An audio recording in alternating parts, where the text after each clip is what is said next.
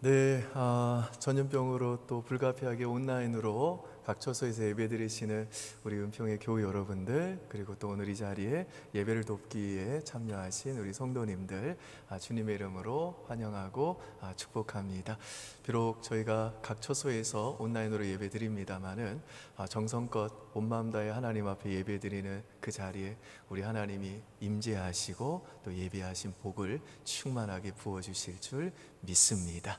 오늘 우리 신유리 집사님 통해서 참 은혜로운 찬양 우리가 또 들었습니다. 우리 하나님이 기쁨으로 받아주셨는 줄 믿고요, 또 우리 성도님들도 듣는 중에 큰 위로가 된 줄 믿습니다. 사랑하는 여러분, 우리 신유리 집사님 노래하신 찬양의 가사처럼 어렵고 힘들지만 하나님께서 그 능하신 손으로 여러분을 붙잡고 계심을 믿고 강하고 담대하시기를 주님의 이름으로 축복합니다. 지난 시간에 우리가 살펴본 대로 이 이스라엘 백성은 이 블레셋과의 1차, 2차 전투에서 모두 다 패하게 됩니다. 그리고 2차 전투에서는 하나님의 언약궤마저도 블레셋에게 빼앗기고 엘리의 두 아들들인 이 홈노와 비느하스도 죽임을 당하게 됩니다. 우리 10절과 11절 보실까요? 우리 가정에서도 한번 같이 우리 성도님들 말씀 같이 읽겠습니다. 시작.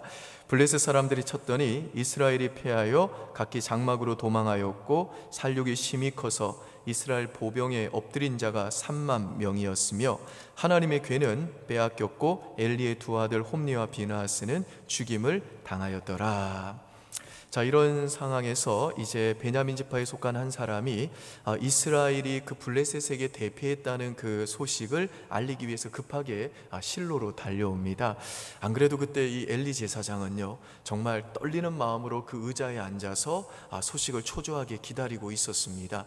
근데 그 엘리 제사장이 충격적인 소식을 듣게 됩니다. 우리 17절 보실까요?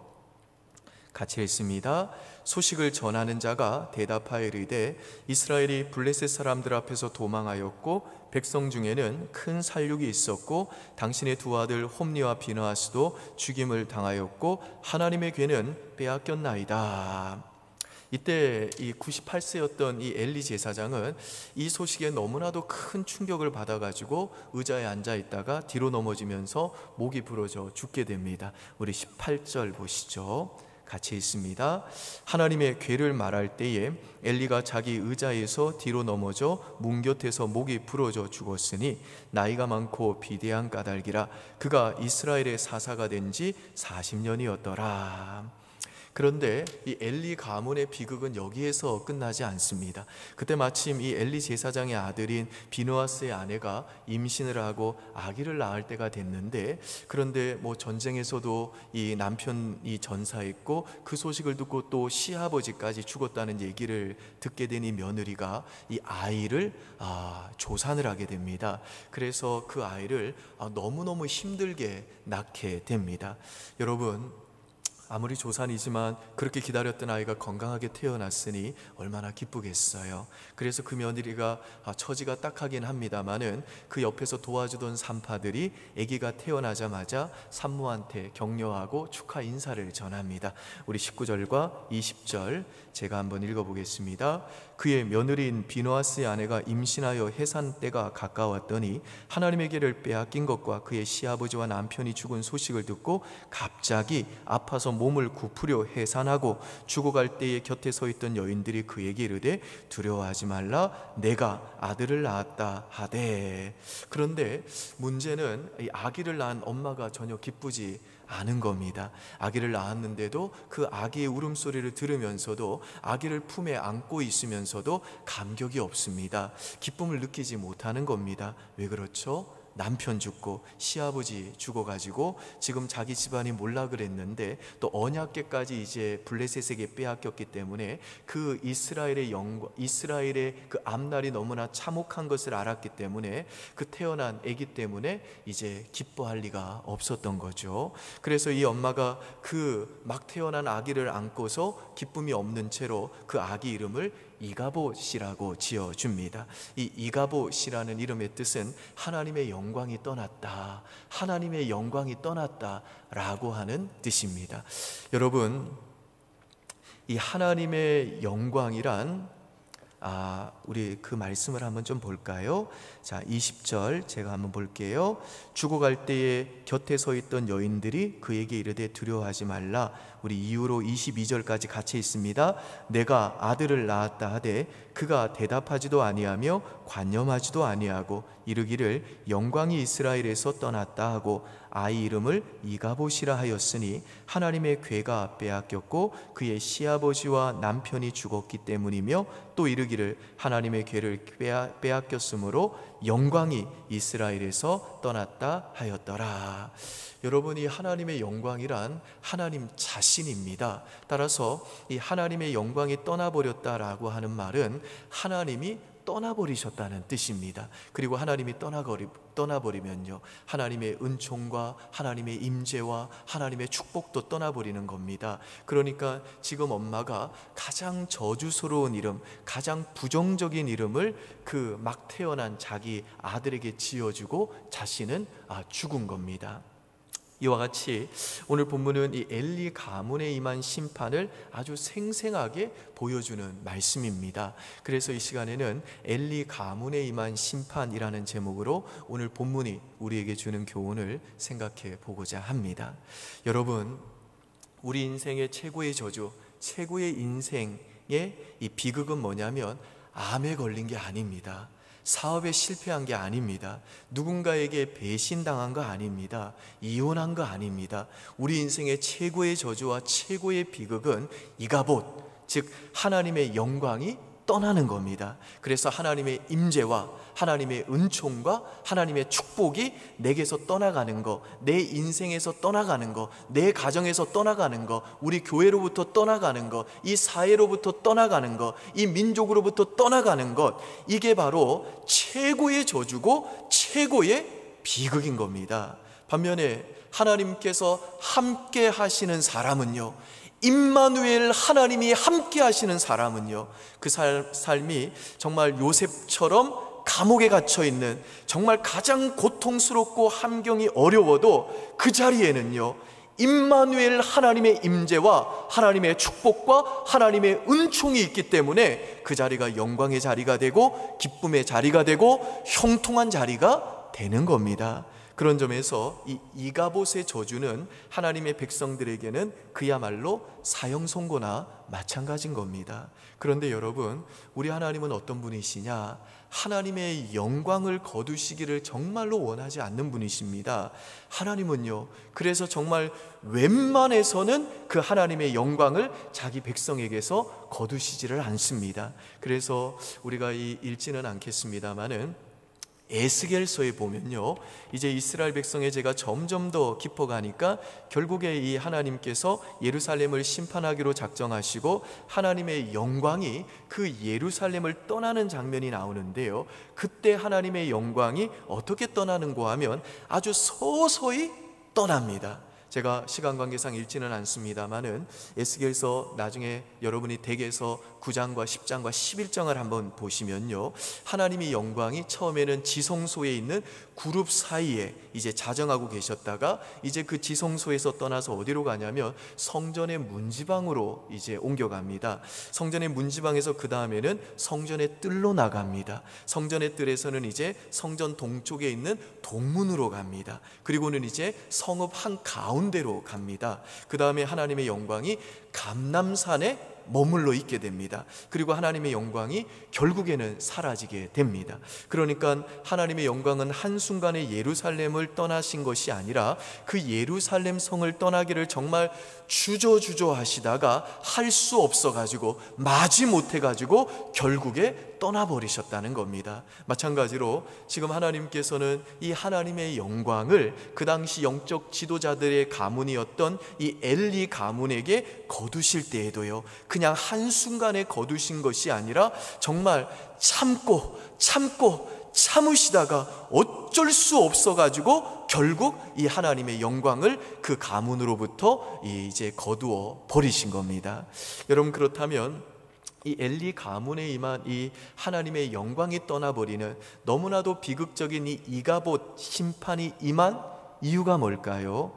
두 가지 이유가 있는데요. 첫 번째는 이 엘리 가문의 제약이 하나님이 심판하실 수밖에 없을 정도로, 하나님의 영광이 떠날 수밖에 없을 정도로 심히 중했기 때문입니다. 우리 아까 중에 하나님의 영광이 이제 떠났다고 기록된 그 에스겔 9장 9절에 보시면요, 그 영광이 떠날 수밖에 없는 이유를 이렇게 설명합니다. 에스겔 9장 9절 한번 여러분 읽어볼까요? 시작.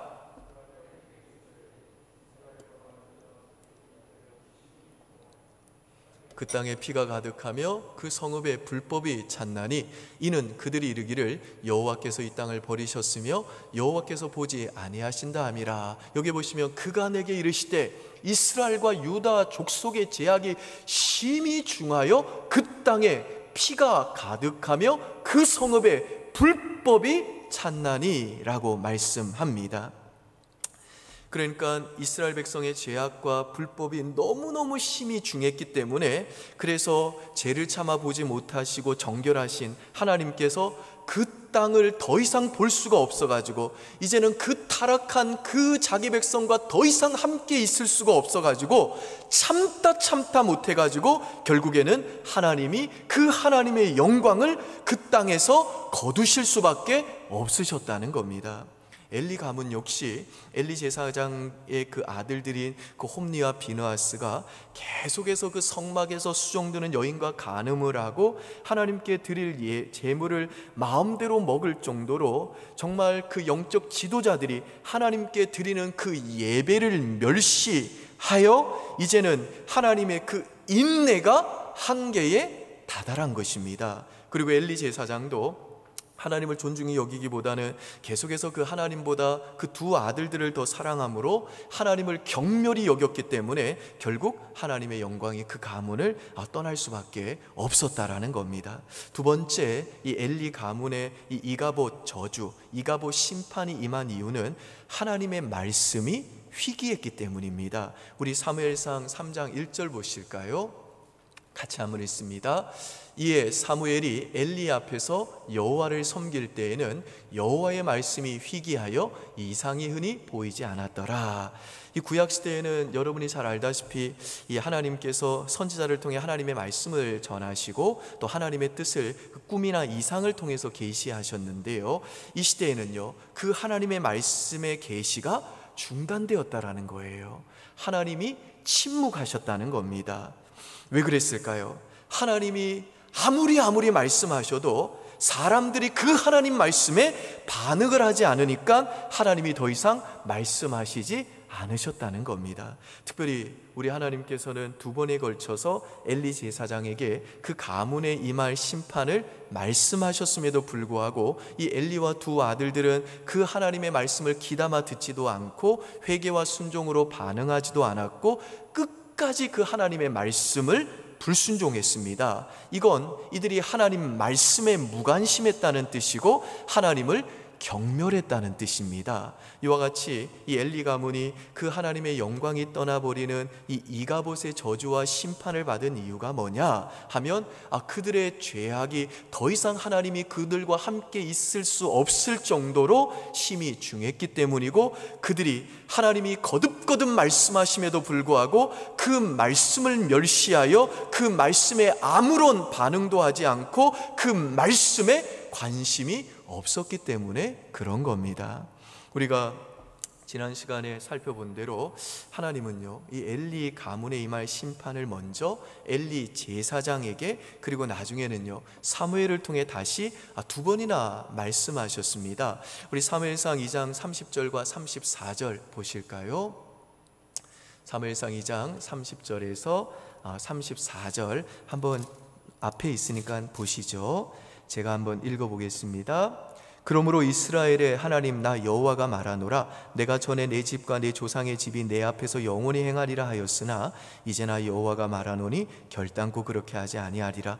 나를 존중히 여기는 자를 내가 존중히 여기고 나를 멸시하는 자를 내가 경멸하리라. 보라, 내가 내 팔과 내 조상의 집 팔을 끊어 내 집에 노인이 하나도 없게 하는 날이 이를지라. 이스라엘에게 모든 복을 내리는 중에 너는 내 처소에 환난을 볼 것이요 내 집에 영원토록 노인이 없을 것이며 내 제단에서 내가 끊어버리지 아니할 내 사람이 내 눈을 세잔하게 하고 내 마음을 슬프게 할 것이며 내 집에서 출산되는 모든 자가 젊어서 죽으리라. 34절 같이 읽겠습니다. 내 두 아들 홈니와 비느하스가 한 날에 죽으리니 그 둘이 당할 그 일이 내게 표징이 되리라. 그리고 이제 또 3장에서는 또 사무엘을 통해서도 하나님께서는 이 엘리 가문에 임할 심판을 재차 선언하십니다. 우리 3장 10절에서 14절 보실까요? 제가 한번 읽습니다. 여호와께서 임하여 서서 전과 같이 사무엘아 사무엘아 부르신지라. 사무엘이 이르되 말씀하옵소서 주의 종이 듣겠나이다 하니 여호와께서 사무엘에게 이르시되 보라 내가 이스라엘 중에 한 일을 행하리니 그것을 듣는 자마다 두기가 울리리라. 이 쇼킹한 일을 보이리라는 뜻이라고 그랬죠. 내가 엘리의 집에 대하여 말한 것을 처음부터 끝까지 그날에 그에게 다 이루리라. 내가 그의 집을 영원토록 심판하겠다고 그에게 말한 것은 그가 아는 죄악 때문이니 이는 그가 자기의 아들들이 저주를 자청하되 금하지 아니하였음이니라. 그러므로 내가 엘리의 집에 대하여 맹세하기를 엘리의 집은 죄악은 제물로나 예물로나 영원히 속죄함을 받지 못하리라 하였노라 하셨더라. 자, 이와 같이 오늘 본문에 소개된 이 엘리 가문은 우연히 일어난 일이 아니라 이미 하나님께서 이 성경을 통해 예언하신 말씀 그대로 성취가 된 사건인 겁니다. 여러분, 하나님께서 말씀하신 그대로 이 엘리 가문의 심판이 임한 것처럼 장차 예수님이 이 땅에 다시 재림하시면 이제 이 성경에 하나님께서 예언하신 그대로 이제 마지막 심판이, 최후의 심판이 이 땅에 펼쳐지게 될 것입니다. 로마서 2장 16절 보실까요? 한번 같이 읽습니다. 시작. 곧 나의 복음에 이른 바와 같이 하나님이 예수 그리스도로 말미암아 사람들의 은밀한 것을 심판하시는 그날이라. 이 말씀에 보면 이제 예수 그리스도가 이 땅에 다시 재림하실 때에 이 세상에 종말이 임하고 그날에 우리 주 예수 그리스도께서 구원자가 아니라 그때에는요 재판장이 되어가지고 이 땅을 살다간 모든 사람들의 그 은밀한 것을 심판하실 것이다 라고 말씀하십니다. 여러분, 이 마지막 최후의 심판 날에는 예수 믿는 자들과 예수 믿지 않는 모든 불신자들이 전부 다 이 심판대 앞에 서게 될 것인데, 그러나 그들의 이 심판의 내용은 완전히 상이하게 다를 겁니다. 먼저 예수님을 믿지 않고 이 마지막 하나님 심판대 앞에 서게 된 불신자들에게는 어떤 일이 벌어지는가 하면 그 사람이 한평생 동안에 살다가 지은 모든 죄악들이 낱낱이 드러나게 될 것입니다. 시편 50편 21절 하반절 한번 보시겠습니다. 같이 읽습니다. 시작. 내가 너를 책망하여 내 죄를 내 눈앞에 낱낱이 드러내리라. 이 말씀은 이 최후 심판대 앞에 선 그 불신자들에게도 적용할 수 있는 말씀인데요. 그러니까 예수 안 믿는 분들이 그 최후의 심판대 앞에 이제 서게 되면 하나님께서는 그들이 변명할 수 없도록 그들 눈앞에 그들의 죄를 낱낱이 그 은밀한 것까지 하나도 빠짐없이 전부 다 드러내시면서 그들을 책망하실 거라는 말씀입니다.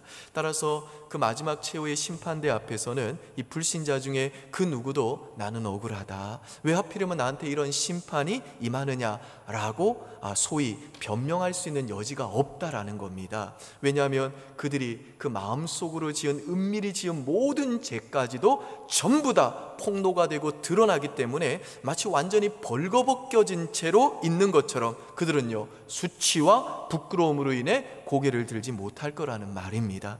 그리고 내가 왜 그런 죄를 짓고 살았을까? 내가 왜 그런 식으로 이 땅을 하나님 없이 살았을까? 내가 그때 옆집 아줌마가 나에게 복음을 전파해 줄 때에, 우리 부모님에게서 나에게 예수를 믿으라는 말을 들었을 때에 그때 내가 예수를 믿었어야 되는데 어찌하여 내가 그 예수를 외면하고 믿지 않았던가 라고 하는 그 후회로 가득 차게 될 거라는 겁니다.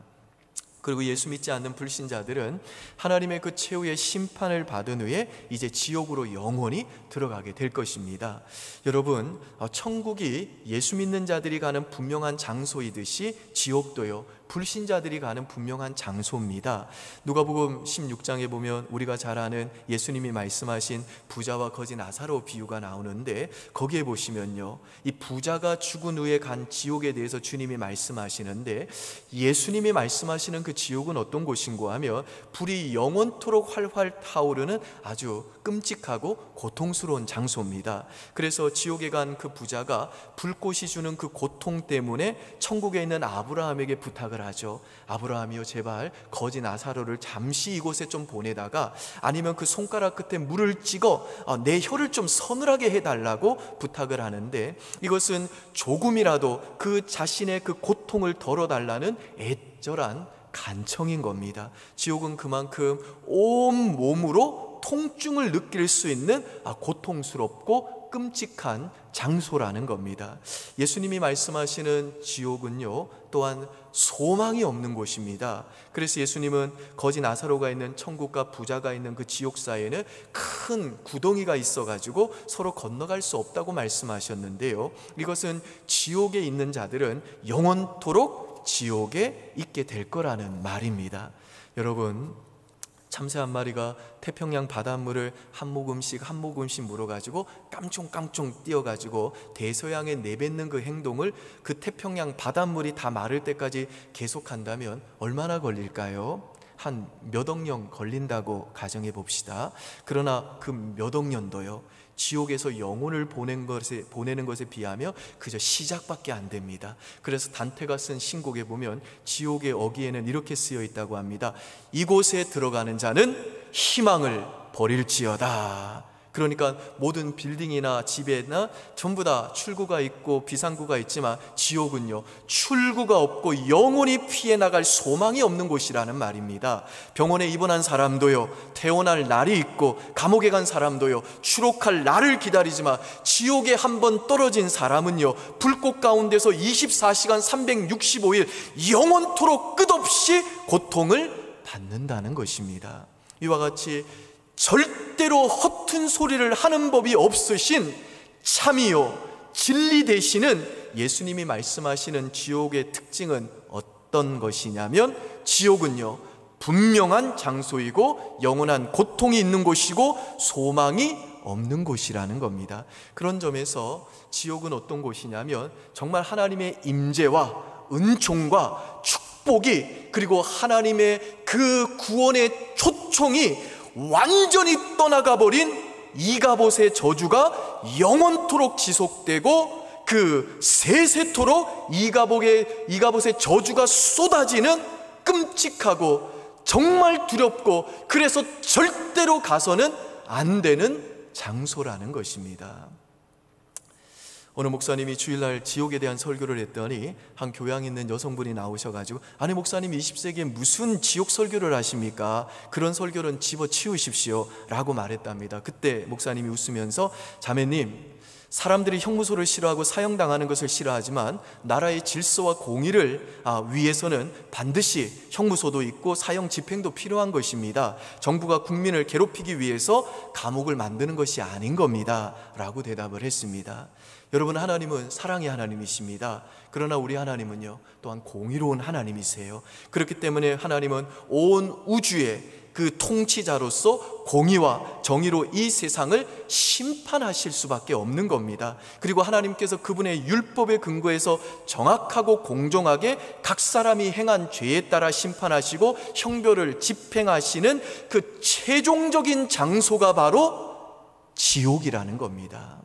그러니까 지옥은 하나님의 성품상, 하나님의 본성상 반드시 있어야 된다라는 것입니다.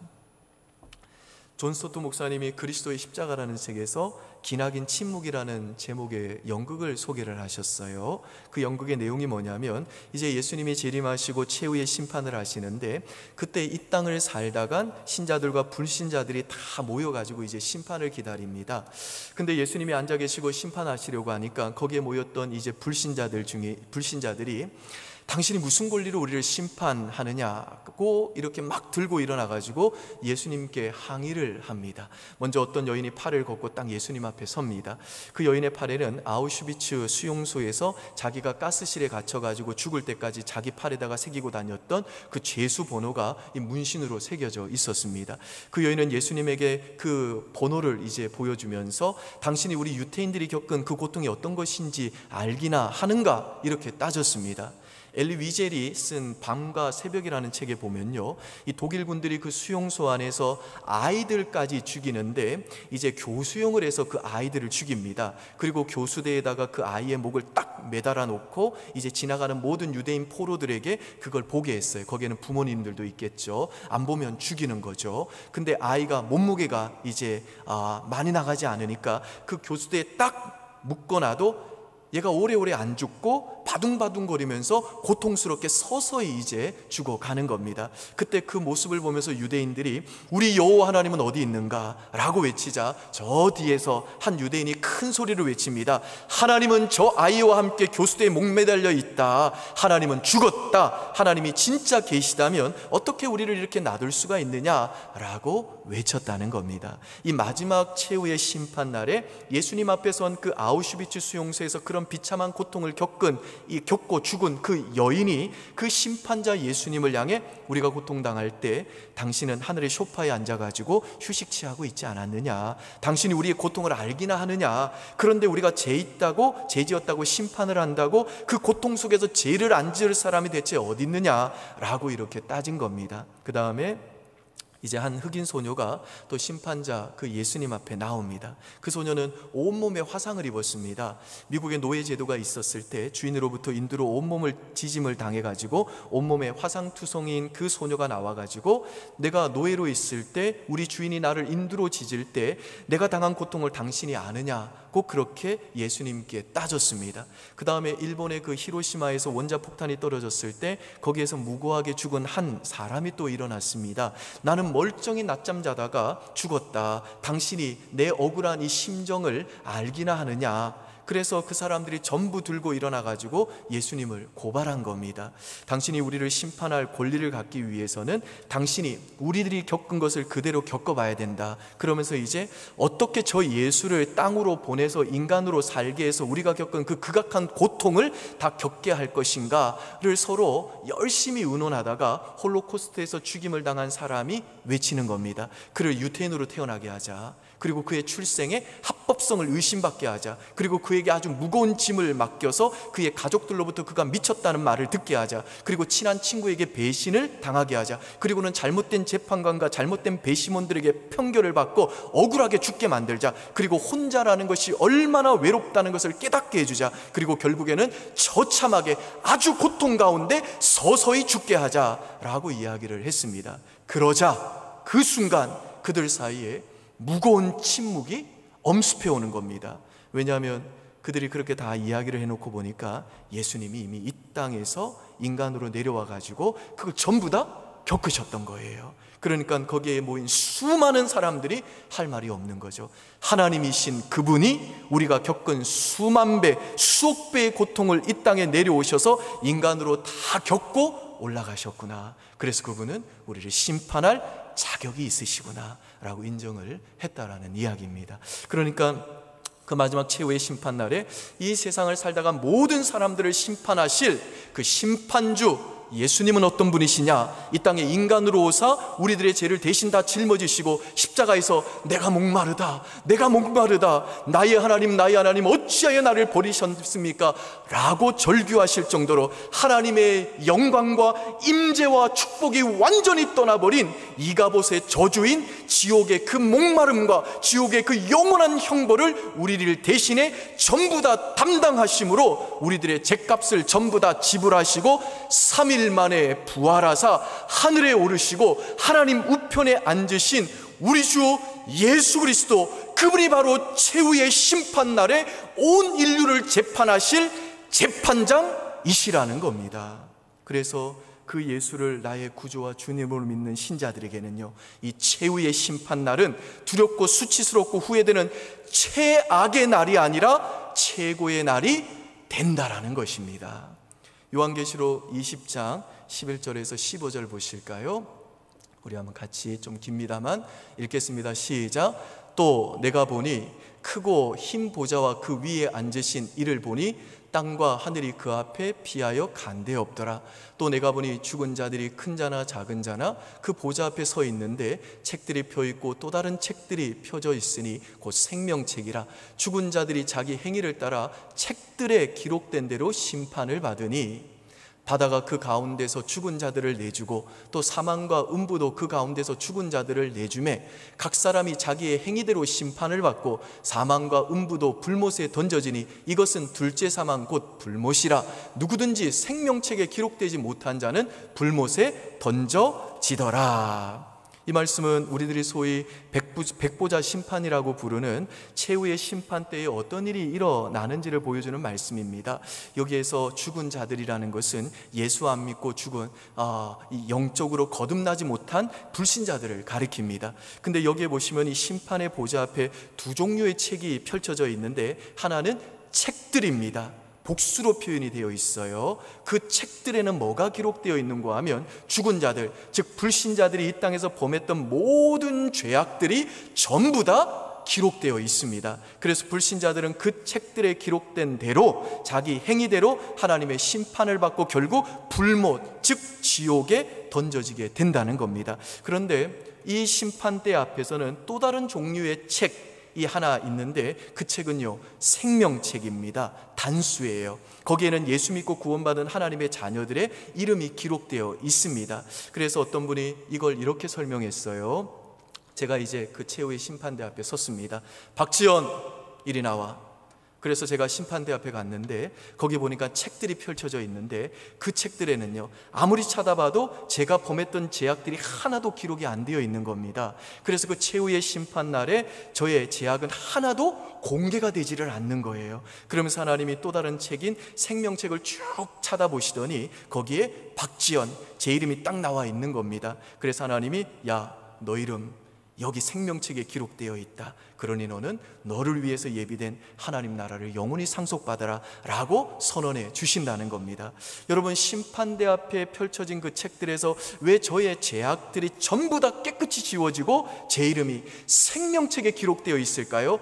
그 이유는 뻔하죠. 제가 하나님의 은혜로 십자가에서 내 죄를 짊어지시고 피 흘려 죽으신 나를 대신해 이가봇의 영원한 저주를 담당하신 예수 그리스도를 나의 구세주와 주인으로 믿는 바로 그 순간에 그 책들에 기록되어져 있던 나의 과거와 현재와 미래의 모든 죄악들이, 행위들이 깨끗하게 다 지워져 버렸기 때문에 그런 겁니다. 그리고 제 이름은 어디에 적혀 있는가? 제가 예수를 믿는 그 순간 당당하게 생명책에 기록이 되어졌다라는 겁니다. 그래서 마지막 그 최후의 심판의 날은 예수를 믿는 우리들에게는 최악의 날이 아니라 최고의 날이 된다라는 겁니다. 믿습니까, 여러분? 아멘. 여러분, 이 세상은요, 여관과 같습니다. 우리는 잠시 동안 이 세상에, 이 여관에 머물다가 다 가야 될 인생, 죽어야 되는 인생입니다. 그리고 죽음 이후에는 심판이 있습니다. 지옥과 천국이 있어요. 우리가 거지처럼 살다가 세상을 떠나도 구원만 받을 수 있다면 우리의 삶은 축복된 삶이요, 우리가 부자처럼 살다가 예수 믿지 못해서 멸망받는다면 그거야말로 정말 저주받은 인생입니다. 우리가 거지처럼 살다가 예수 믿고 천국 들어간다면 그것은 성공한 인생이요, 우리가 부자처럼 산다 할지라도 예수 믿지 못해서 지옥 간다면 그것은 실패 중에 실패한 인생입니다. 겨우 몇십 년간 이 땅에서 성공을 누린들 그것이 무슨 성공이겠습니까? 나중에는 다 먼지 속에 영원히 묻혀버릴 걸 가지고 성공이라고 말할 수 있겠습니까? 그리고 죽음 이후에 영원한 지옥에서 이가봇, 즉 하나님의 영광과 하나님의 임재와 하나님의 함께하심과 하나님의 은혜와 하나님의 축복이 떠난 저주받은 인생을 영원토록 산다면 그게 무슨 성공이겠습니까? 그러므로 사랑하는 우리 은평의 교회 여러분들, 오늘 이 설교를 듣는 여러분 중에 아직 예수님 믿지 않는 분들 계시다면 지금껏 하나님 없이 살아온 죄, 하나님을 여러분의 인생의 첫 자리에 두지 않는, 하나님을 존중히 여기지 않고 하나님께 드리는 예배를 멸시하며 살아온 죄, 그리고 거듭되는 하나님의 초청과 경고에도 불구하고 하나님 말씀에 무관심했던 죄를 회개하시고 주 예수 그리스도를 여러분의 구주와 주님으로 믿으시기를 바랍니다. 지금도 우리 예수님은요, 여러분을 위해 여러분을 인내하고 오래오래 참으시면서 한 손으로는요 그 하늘로 지켜들어 하나님의 진노를 막으시고, 다른 한 손으로는 여러분에게 뻗어 내게로 나오라고 호소하고 계십니다. 여러분이 지금껏 어떤 삶을 살아오셨던지 어떤 죄를 저질렀던지 상관없이 예수님께만 나오면 구원받습니다. 지금껏 예수님께 나온 사람 중에 내쫓긴 사람은 단 한 명도 없습니다. 우리가 예수님을 믿으면요, 그 즉시로 우리들이 범죄한 행위들을 기록한 책들에서 우리들의 모든 죄들이 깨끗이 지워지고 우리들의 이름은요 생명책에 기록이 됩니다. 그래서 언젠가 이 땅에 펼쳐지게 될 그 최후의 날이 예수 믿는 우리들에게는 두려움의 날, 수치의 날, 최악의 날, 이가봇의 저주가 임하는 날이 아니라, 그날이 바로 예수 믿는 우리들에게는 임마누엘 하나님과 더불어 영원히 하나님 나라에서 살게 되는 최고의 날이 되는 것입니다. 그리고 그 최후의 날에 우리는 이 이가봇의 저주가 아니라 새하늘과 새 땅으로 이루어진 저 영원한 하나님 나라에서 하나님의 영광과 하나님의 임재와 하나님의 은총을 영원토록 누리며 사는 임마누엘의 축복을 누리는 주인공들이 될 것입니다. 바라기는 오늘 이 설교를 듣는 저와 여러분 모두가 그 영광의 주인공들 다 되시기를 우리 주 예수 그리스도의 이름으로 축원드립니다. 아멘. 기도하겠습니다. 아버지 하나님, 오늘 이 설교를 듣는 우리 모든 은평의 교우들 중에 엘리에게만 이 이가봇의 저주, 이가봇의 심판을 마지막 그 최후의 심판의 날에 받는 자들 한 명도 없도록 은혜 내려 주시옵소서. 그래서 오늘 설교를 듣는 모든 분들, 우리 주 예수 그리스도 곧 우리를 대신해 십자가에서 우리 죄값을 지불하시고자 이미 이가봇의 그 저주와 심판을 다 담당하신, 그리고 3일 만에 부활하시고 장차 이 땅에 재림하셔서 온 인류를 심판하실 그 주 예수 그리스도를 나의 구주와 주님으로 믿게 도와주십시오.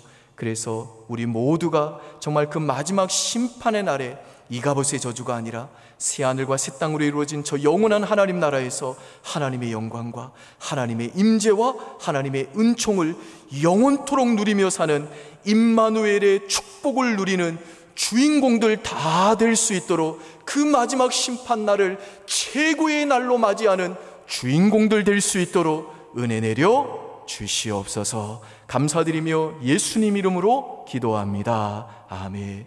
우리 다 함께 자리에서 일어나셔서 하나님